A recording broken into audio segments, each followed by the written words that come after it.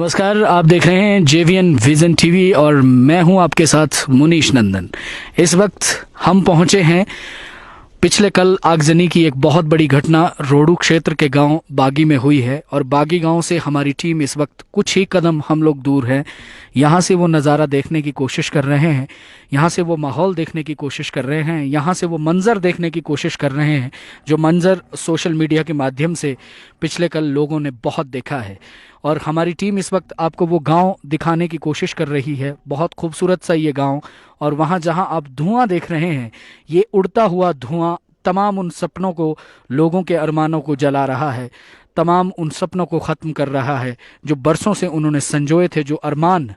क्योंकि घर बनाना और उस घर को सजाना संवारना लोगों के सबसे बड़े अरमान होते हैं, और उन अरमानों को जलाती ये आगजनी पिछले कल लोगों ने ज़रूर देखी। और हम भी जाकर कोशिश करेंगे वहाँ जो हालात है उन तमाम हालात से आपको रूबरू करवाने की कोशिश करेंगे, और हम जानेंगे कि किस तरह से ये आगजनी की घटना हुई है, कितना इसमें नुकसान हुआ है, और सरकार और प्रशासन द्वारा किस तरह से लोगों को अभी तक सहयोग किया गया है। आप बने रहिए हमारे साथ। कैमरामैन सुशील मेहता के साथ मैं Munish Nandan, JVN vision TV Rohru. JVN vision TV की टीम इस वक्त मौका वारदात पर मौजूद है। हम वो हालात देख रहे हैं, वो पसरा सन्नाटा देख रहे हैं, लोगों की मायूसी देख रहे हैं उनके चेहरों पर, और उनकी आंखों में वो आंसू देख रहे हैं।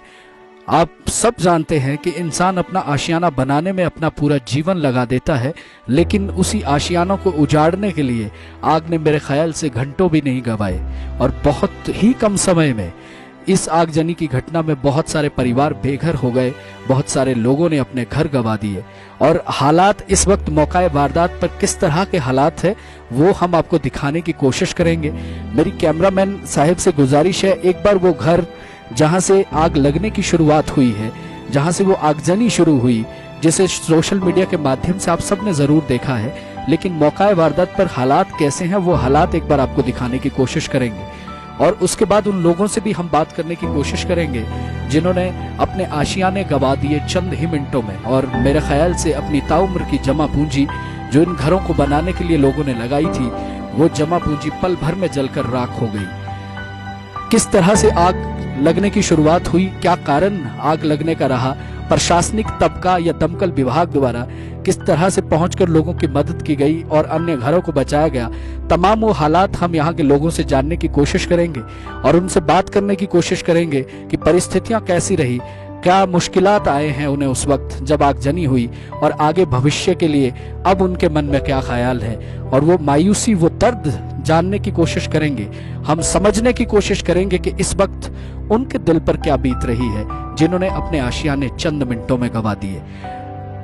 दमकल विभाग के कर्मचारी अभी भी यहाँ मौजूद है, तो आप खुद सोच सकते हैं कि कल 3:30 बजे के करीब दिन में आगजनी हुई है, और कल 3:30 बजे से लेकर अभी भी धुआं वैसा ही है, सन्नाटा वैसा ही पसरा है, और अभी भी आप देख सकते हैं धुआं इधर उधर हमें देखने को मिल रहा है।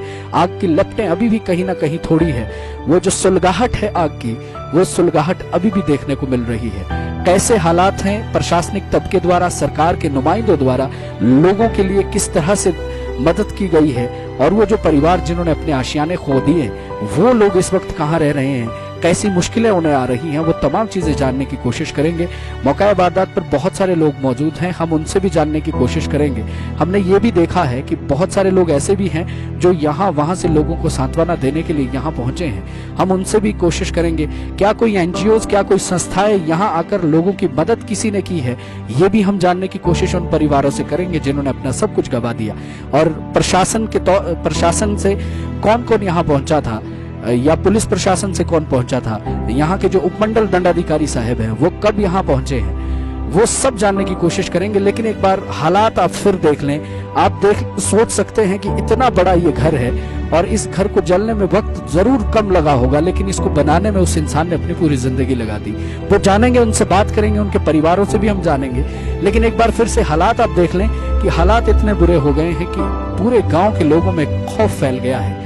और सबसे बड़ी बात यह रही कि सिर्फ घर नहीं जले हैं, हमने देखा है कि आग की लपटों में यहाँ मंदिर भी, आसपास जो मंदिर है उसमें भी आग की लपटें वहां तक पहुंची है। ये हादसा कितना भीषण और कितना भयानक रहा होगा वो उन्हीं लोगों से जानेंगे जिन्होंने मौका वारदात पर ये हादसे के वक्त ये सब अपनी आंखों से देखा है। और क्या उस वक्त यहाँ के हालात थे वो भी लोगों से पूछने की कोशिश करेंगे।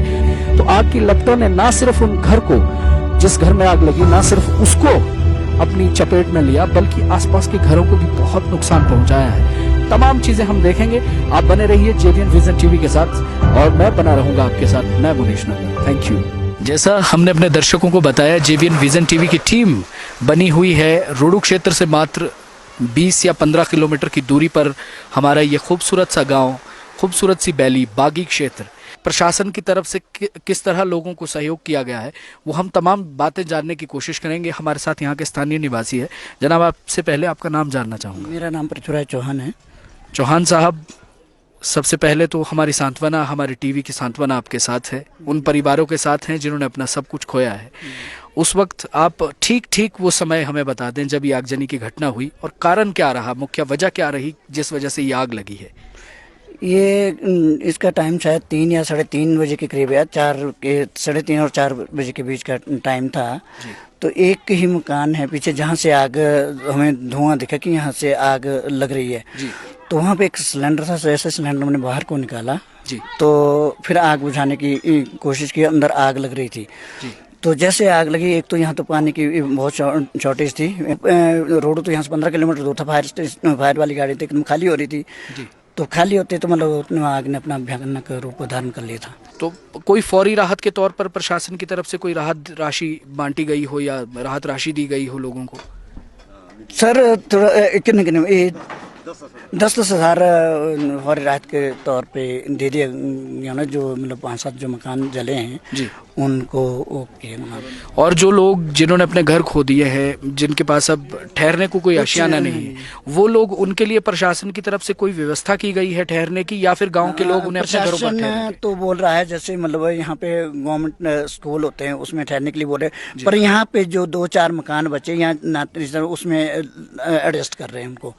जो हम मकान अभी सेफ बचे हैं, जो घर बचे हैं, तो उनको अपनी तरफ से एडजस्ट करने की कोशिश कर रहे हैं। माननीय मंत्री साहब हमारे बीच हैं, हम उनसे भी बात करने की कोशिश करेंगे।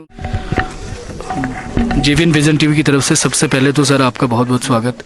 और ये जो आगजनी की घटना हुई है, इसमें सरकार की तरफ से किस तरह से मदद की गई है या प्रशासन को किस तरह के आदेश दिए गए हैं? देखिए, इस बागी गांव में कल यानी कि 25 दिसंबर को आगजनी की घटना हुई। शायद दिन में ही एक आधे घर में जो है ये प्रारंभ हो गई थी, लेकिन गांव में लोग कम थे, इसलिए जानकारी लेट मिली। उसके बाद बहुत सारे लोग यहाँ पर साथ के गांव में थे, वो भी यहाँ मदद करने के लिए आए। और फायर ब्रिगेड को भी सूचना जैसे ही मिली है, उसके तुरंत बाद जो है वो उनकी गाड़ियाँ आ गई थी। रोडों से भी गाड़ियाँ आ गई थी और फिर जुब्बल से भी फायर ब्रिगेड की गाड़ियाँ जो है यहाँ पर पहुँचा दी गई। और एडमिनिस्ट्रेशन के लोग जो हैं वो एसडीएम रोडू, डीएसपी रोडू और बाकी सारे अधिकारी जो विभिन्न विभागों के हैं, वो घटनास्थल पर जो है वो कल शाम को ही आ गए थे। हमारी चेयरमैन जो हैं शशि बालाजी, हमारे मंडल अध्यक्ष श्री बलदेव रांटा जी, ये लोग भी कल यहाँ पर शाम को जो है आ गए थे। मैनुअल के मुताबिक जो फौरी राहत देनी थी हर एक परिवार को, 16 परिवार हैं इसमें सब टोटल, तो उनमें जो है वो कुछ घर जो हैं वो कंबाइंड इकट्ठे थे, कुछ अलग अलग थे और बहुत बड़े बड़े पुराने मकान थे। तो एस्टिमेटेड लॉस जो है, जो अभी प्रिलिमिनरी इंक्वायरीज हैं उसके मुताबिक करोड़ों में है। बहुत लोगों की ज्वेलरी, पैसा इत्यादि भी घरों में रखा था, महिलाएं इत्यादि जो है वो, क्योंकि सेव सीज़न बाकी चीज़ें जो है अभी ख़त्म हुई हैं, उसका पैसा भी लोगों के पास पड़ा था जो शायद बैंकों वगैरह में नहीं रखा गया था अभी तक। तो इस प्रकार से जो है, और लकड़ी के मकान हैं, पहाड़ों में लकड़ी के मकान होते हैं, तो इसलिए वो लगभग टोटल लॉस हुआ है। उसमें जो है वो 13 लोगों को जो है टोटल लॉस है, 3 लोगों का जो है पार्शियल लॉस है, जिसमें जो टोटल लॉस वाले हैं उनको फौरी सहायता के रूप में 10-10 हज़ार रुपया जो है वो दे दिया गया है और 7-7 हज़ार रुपया पार्शियल लॉस वालों को दिया गया है। और हमारे जो रेवेन्यू डिपार्टमेंट के लोग हैं, बाकी विभागों के लोग हैं, वो सब उनको जो है निर्देश दे दिए गए हैं कि वो इसका लॉस असेसमेंट जो है करें और इसकी कंप्लीट रिपोर्ट जो है वो कंसर्न अथॉरिटीज़ को भेजेंगे।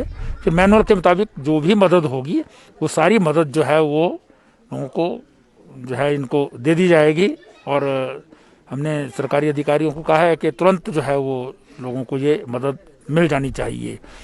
और जो फॉरेस्ट के लोग हैं वो भी डीएफओ भी आए थे सुबह, आज अभी भी उनके रेंज ऑफिसर इत्यादि आए हैं। तो टीडी इत्यादि जो है, जो लकड़ी की ज़रूरत पड़ती है मकान बनाने के लिए, वो भी इनको प्रायोरिटी के आधार पर जो है वो दे दी जाएगी। बाकी कोई और मदद की आवश्यकता होगी तो एक हम समझते हैं कि पहाड़ों में विशेष रूप से रोहड़ू और जुब्बर के एरियाज में ज़्यादा आगजनी की घटनाएं हो रही हैं। ये कारण तो इसमें लकड़ी के मकान होना है, लेकिन साथ में बहुत सारे स्थानों पर उसको बुझाने के लिए जो है वो कई बार पानी की आवश्यकता रहती है, पानी नहीं मिलता है। इसी गांव से पानी जो है वो बाकी सारे इलाके में जाता है, लेकिन कोई टैंक नहीं है यहाँ पर, ना तो रेन हार्वेस्टिंग टैंक है, ना ही यहाँ पर जो है वो पेयजल का कोई टैंक है। तो इसलिए अगर पहाड़ों में इस प्रकार की योजनाएं जो बनाई जाए उसमें टैंक्स का प्रोविज़न अवश्य होना चाहिए। क्योंकि जो मुझे बताया गया है कि यहाँ पर जो फायर टेंडर्स आए थे उनको रिफिल करने के लिए फिर से जो है रोहड़ू जाना पड़ा। तो अगर इतनी दूर जो है वो फायर टेंडर जाएगा और फिर वापस आएगा तो उतनी देर में तो बहुत ज़्यादा नुकसान हो जाता है। तो इसलिए इस दिशा में भी जो है विचार करने के लिए हम भी सरकार में जो है इस बात को जो है वो अपनी रिपोर्ट में देंगे।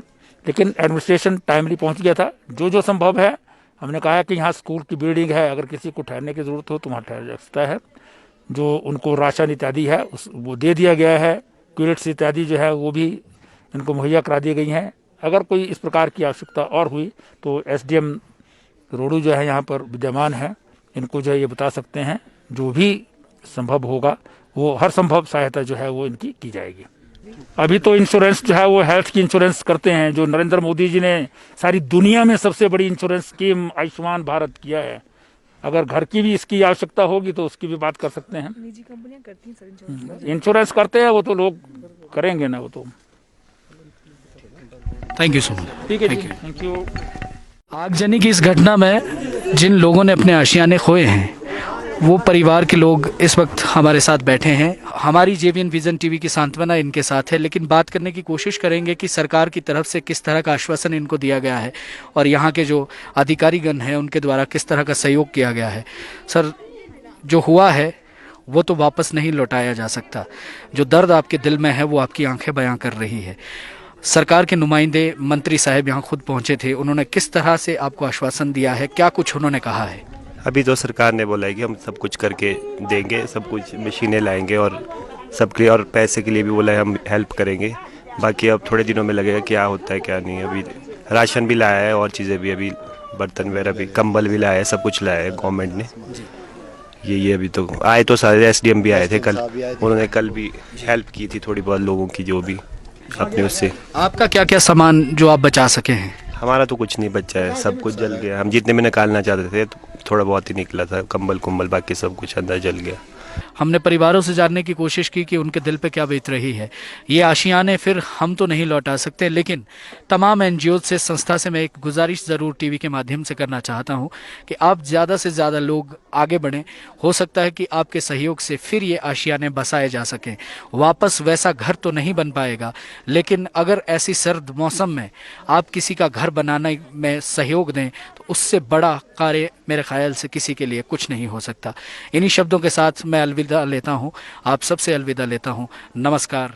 2020 एक ऐसा बरस जो पहले तो कोरोना का कहर लेकर आया, बहुत सारे लोगों के अरमानों को ख़त्म कर गया, और फिर उसके बाद जाते जाते ये आगजनी की घटना रोहड़ू क्षेत्र के लिए एक बहुत बड़ा नुकसान है। और हम तमाम लोगों से ये विनती ज़रूर करना चाहेंगे कि आप थोड़ा सा ख्याल रखें, क्योंकि हमारा ये पहाड़ी क्षेत्र है और पहाड़ी इलाकों में लकड़ियों के मकान बने हैं। जैसा माननीय मिनिस्टर साहब ने भी कहा कि हमें आसपास वो चीज़ें नहीं रखनी चाहिए जो आगजनी की घटना के लिए बहुत ज़्यादा नुकसानदेह है, क्योंकि आग एकदम से फैलती है, लकड़ियों के मकान हैं। तो ये विनती आपसे जेवीएन विजन टीवी करता है कि आप ख्याल रखें और ये आने वाला साल आपके लिए शुभ हो। इन्हीं शुभकामनाओं के साथ नमस्कार।